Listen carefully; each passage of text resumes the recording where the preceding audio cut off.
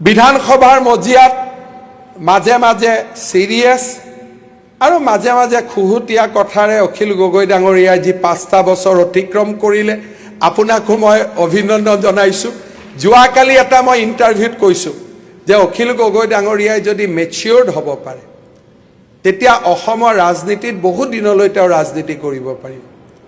খালি মাজে মাজে আমি জ্যেষ্ঠজন হিচাপে কি অনুভৱ কৰোঁ যে মেচিউৰিটিৰ অভাৱ অনুভৱ কৰোঁ। আদাৰৱাইজ আজি মই শেষত মোৰ মনৰ কথাটো কৈছোঁ যে অসমত আমাক লাগে প্ৰমোদ গগৈ ডাঙৰীয়াৰ পৰা আমি শিকিব লাগিব, গৌৰী শংকৰ ভট্টাচাৰ্যৰ পৰা আমি শিকিব লাগিব। আৰু গৌৰী শংকৰ ভট্টাচাৰ্য আৰু প্ৰমোদ গগৈৰ দৰে ব্যক্তিৰ সদনৰ ভূমিকাই এজন সফল বিৰোধীৰ বিধায়ক কেনেকৈ হ'ব পাৰে তাক সোঁৱৰাই দিয়ে। হেমেন দাস আছিলে আৰু মই অকণমান দিন পাইছিলোঁ, কিন্তু তেওঁলোকে যেতিয়া ইণ্টাৰভেনশ্যন কৰিছিল মুখ্যমন্ত্ৰী বহি যাবলৈ বাধ্য হৈছিল। মই ভাবোঁ অহা 5টা বছৰত অখিল গগৈ জিকি আহক আৰু তেওঁ সেই মেচিউৰিটি দেখাওক, আমাৰ কোনো আপত্তি নাই। আৰু মই শুভেচ্ছা জনাম UDF পাৰ্লিমেণ্টাৰী পাৰ্টি আমাক নিশ্চিতভাৱে সহযোগ কৰিছে। আদৰ্শৰ পাৰ্থক্য আছে, বহুত কথাত আমি মিলিব নোৱাৰোঁ, কিন্তু তাৰ মাজতো আপোনালোকে আপোনালোকৰ যিটো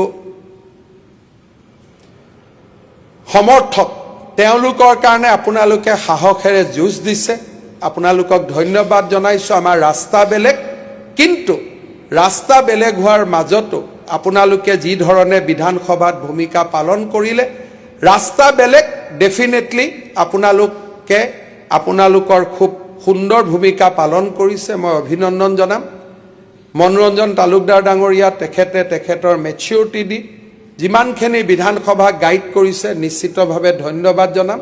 কোনো ক'তো কেতিয়াও বেয়া পোৱাৰ পৰিৱেশ হোৱা নাই। আৰু BPF আৰু UPPL দলক মই বিশেষভাৱে ধন্যবাদ জনাম। নিৰ্বাচনত BPFৰ লগত আমি বেলেগে প্ৰতিদ্বন্দ্বিতা কৰিছিলোঁ, UPPL আমাৰ মিত্ৰ দল আছিলে, কিন্তু দুইটা দলে অত্যন্ত গাম্ভীৰ্যতাৰে আৰু অত্যন্ত দৰ্শনীয়ভাৱে তেওঁলোকে বড়ো জনগোষ্ঠী আৰু বড়োলেণ্ডৰ সমূহ ৰাইজৰ হৈ যি শক্তিশালী ভূমিকা গ্ৰহণ কৰিলে, মই আজি BPF আৰু UPPL দলকো মই অভিনন্দন জনাইছোঁ। AGP দল আমাৰ মিত্ৰ দল, AGP আৰু BJP আমি একেলগে আমাৰ আদৰ্শ বিকাশ পৰিচয় অস্তিত্বক আগুৱাই লৈ যাবলৈ প্ৰয়াস কৰিছিলোঁ। বহুত কাম কৰাৰ ইচ্ছা আছিল। 1.5 লাখ ল'ৰাক চাকৰি দিছোঁ, নিবনুৱা ল'ৰা এজন থাকিলে এতিয়াও আমি আনন্দিত নহওঁ যে 1,60,000জনক চাকৰি দিলোঁ মানে এভাৰেষ্টত উঠি গ'ল। অসমখনত এতিয়াও সমস্যা আছে, সমাধানৰ প্ৰয়াস কৰিছিলোঁ, প্ৰচেষ্টা কৰিছিলোঁ। যিমানখিনি কৰিব পাৰিলোঁ নিশ্চয় ৰাইজে তাক আমাৰ বাবে আশীৰ্বাদ কৰিব, আৰু যিমানখিনি কৰিব নোৱাৰিলোঁ তাৰ বাবে ৰাইজৰ ওচৰত আমি বিনম্ৰতাৰে সৈতে ক্ষমা বিচাৰিছোঁ। কাৰণ চেষ্টা কৰিছিলোঁ, কষ্ট কৰিছিলোঁ, প্ৰয়াস কৰিছিলোঁ। বানপানীৰে জৰ্জৰ দেশ বিভাজনৰ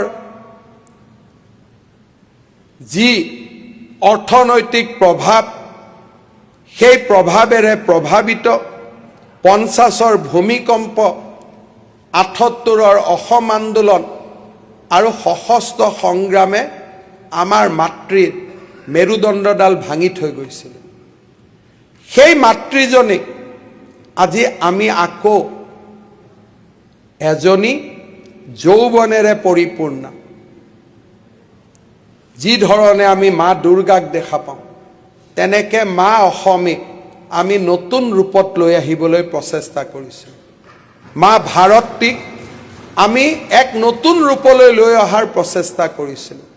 সফলতাৰ বাবে অহংকাৰ নকৰোঁ, সফলতাৰ বাবে গৌৰৱ নকৰোঁ, বিফলতাৰ বাবে কৰিব নোৱাৰাৰখিনিৰ কাৰণে ৰাইজৰ ওচৰত বিনম্ৰতাৰে ক্ষমা বিচাৰি মই মোৰ বক্তব্যৰ সামৰণি মাৰিছোঁ।